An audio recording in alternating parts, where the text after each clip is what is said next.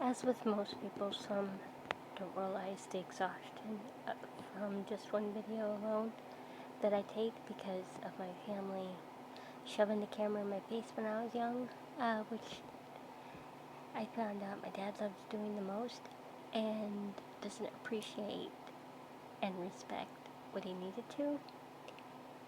And that's another reason why I hesitate for certain videos, especially where I get judged too quickly or people can't understand certain things because of the different levels of advancement due to it being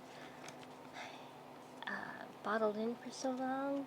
And that was thanks to my family, because I wanted everything or most things out. And like some families who don't care about their kids and their emotions, I don't value families like that.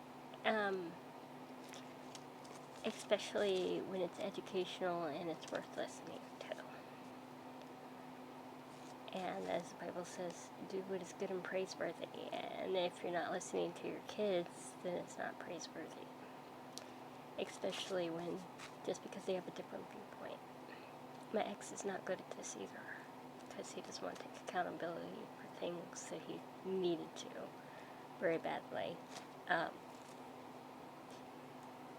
And that's why some things in therapy hardly ever works. Like when I'm pushing something away, they put it right back in its place, not me. I'm trying to alternate the thoughts.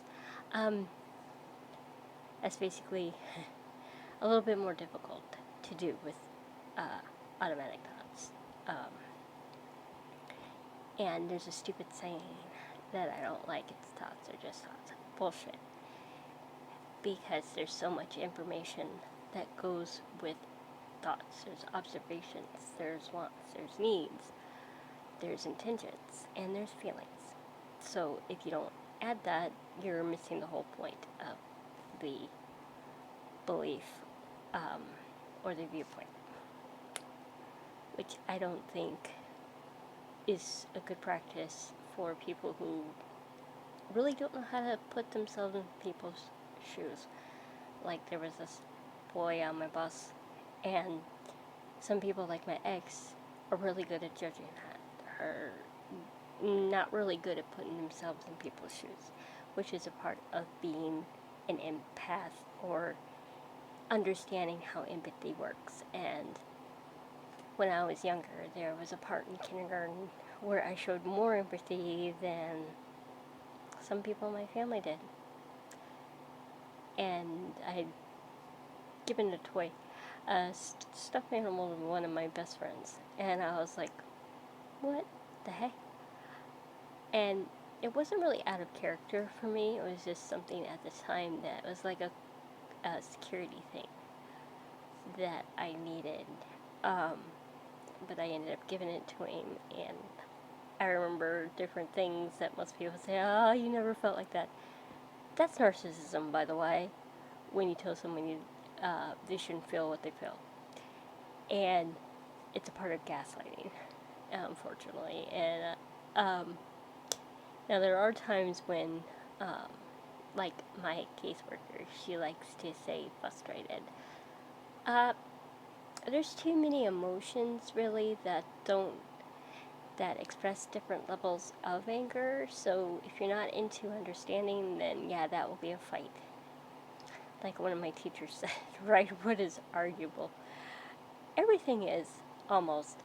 And it's sad that how many things can actually have things that are accurate, but people not really understand the accuracies. Instead, they falsify it, which is wrong, because the Bible tells us not to falsify things and run from evil, not create it.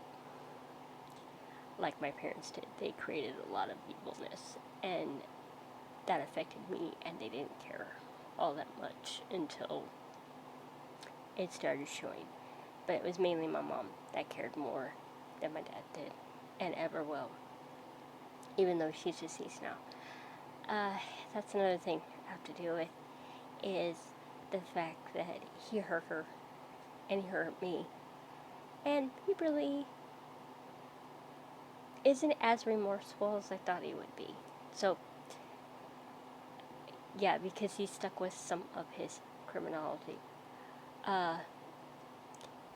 criminal behavior, like gaslighting, me saying I'm wrong when I'm not even empathizing for the situation. Like when I went to a different school, it's the same study, it's the same books as a community college would use. It's just a different way of getting the work done. So instead of going to a community college, I do it at home. More pace-based. So I don't have to rush into it. Like I could have done college part-time instead of full-time. But I really didn't have much support on that. My ex was kind of mean about my reading habits. I'm like, just because they're not like yours doesn't mean you have to get on my fucking case, because that's rude. I read differently, and I've always had, and I always will. And I don't like people like that are that judging. And I had one guy that he read with me, and I want a boyfriend like that again. That he'll read with you and he'll have his say, but it won't be to where it hurts yours. And people like that are very rare in my life, if I find people like that. I had a trio of them back in high school, over 20 years ago. Oh Lord, I can't believe it was that long ago.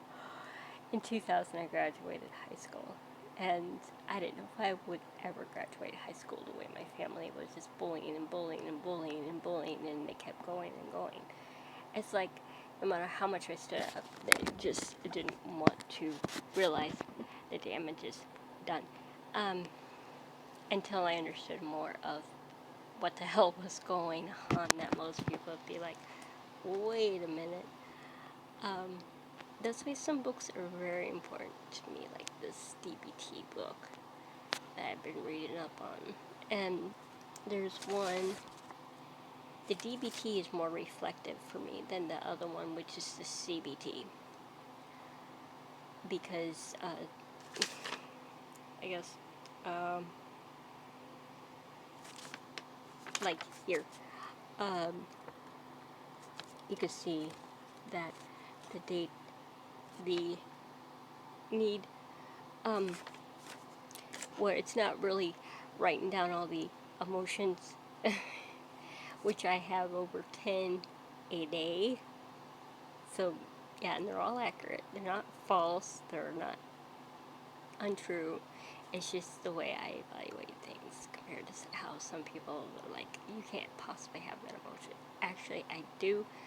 You just don't understand it because it's exhaustive explaining one emotion after the other and understanding how the differences reflect different things with the character. And there goes surprise. Damn computer's warning me. Or machine. It's a tablet that I'm on. I switched a phone to tablet. Computers vary on what I use. I like using laptops that aren't too heavy and that are more portable for carrying.